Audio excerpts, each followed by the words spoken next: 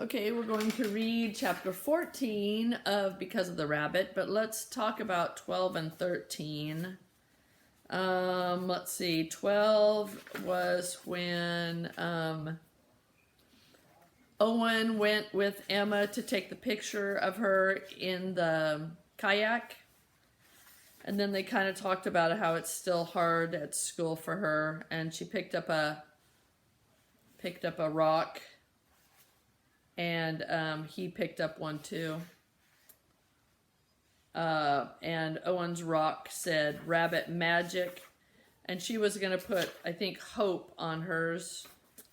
And then the chapter 13 was about where she went to school, and they told the other girls about how they changed their idea about revealing the truth at school. And she's hoping to bring Lappy to school, and Jack will probably bring his big Lego dinosaur. Okay, so this chapter is called Rabbits Are Territorial. Be careful and respectful when reaching into a rabbit's space, or you may be charged at or even bitten.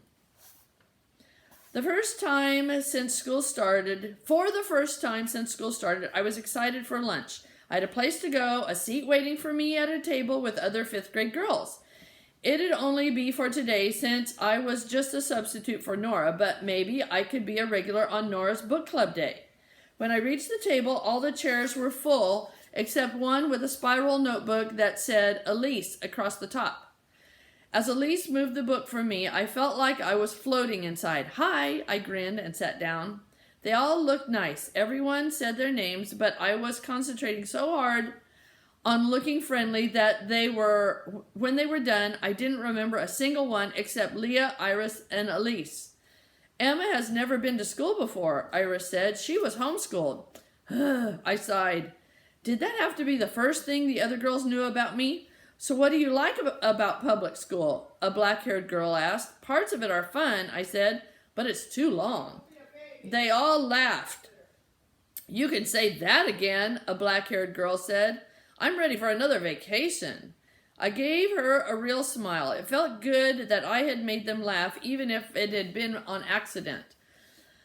I'd hate being homeschooled, the girl with pigtails said. I'd be so bored being home all day with nothing to do. I opened my mouth to say I hadn't been bored, but everyone else was nodding.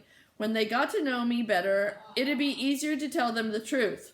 For now it seemed more important to fit in. I wanted to give public school a try and see if I liked it. You should join chorus, the girl with the pigtails said. It's super fun. We even go to a concert in Boston every year. I grinned. That did sound like fun. Do you play sports? Elise asked. I nodded. But I haven't had many chances to be on a team. I really like... Time for lunch, I heard behind me. Uh-oh. I thought Jack understood I was having lunch with Leah's group today. Hey, Jack, I said. I'm sitting here today, okay? Yes, he said. As soon as he was too far away to hear, Leah said, I'm sorry you got Jack as a partner for our presentation. He can be hard to talk to. I couldn't tell if she was saying that to be mean or just stating a fact. Unless it's about animals, I agreed, unwrapping my sandwich. That wasn't mean. It was just the truth, right? He's why Ms. Martell comes into our room, Leah explained. She acts like she's there to help out with everyone, but really she's Jack's aide.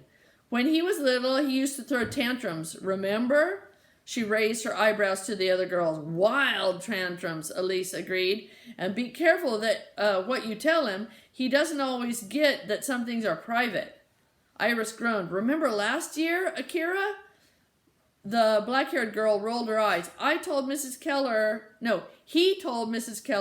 about the surprise party we were throwing for her, even though we told him not to. Elise, Akira... I willed myself to remember the names until I could write them down in the back of my assignment notebook. She taught us making some decorations. No, she caught us making some decorations, Akira said. She asked what they were for, and he just told her the truth.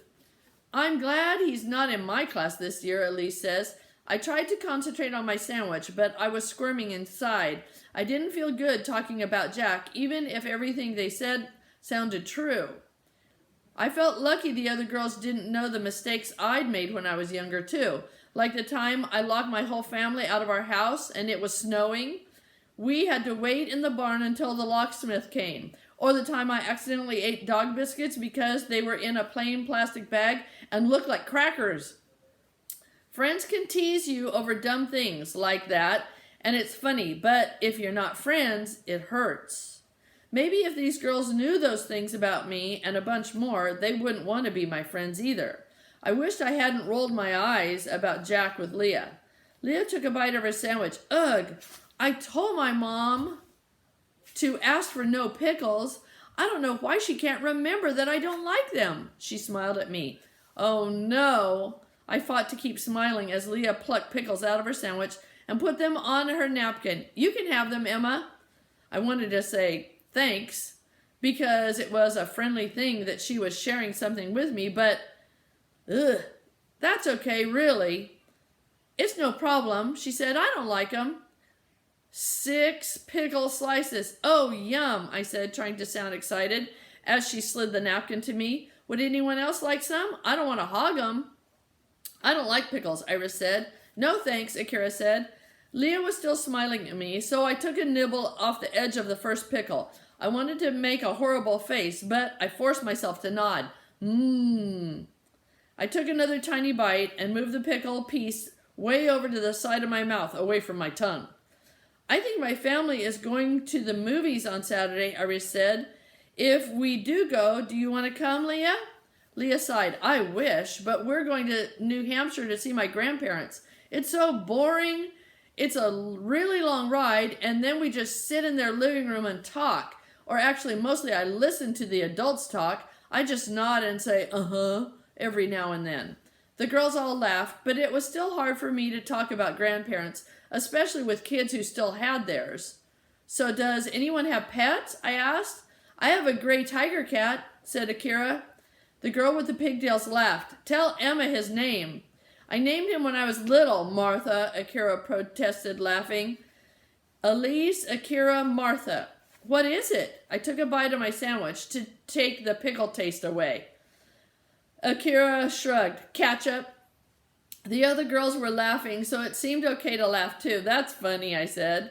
Martha had a cat named Jake, and Iris didn't have any pets. My dad's allergic, she said. I have a dog named Bear, Leah said. He's a black lab, but he thinks he's a lap dog. Leah had been nice to give me her pickles, and she even had a dog. Nice plus pet lover equals perfect best friend possibility. I have 2 dogs named Molly and Maggie, I said, excited to finally find something fun that we both like to talk about.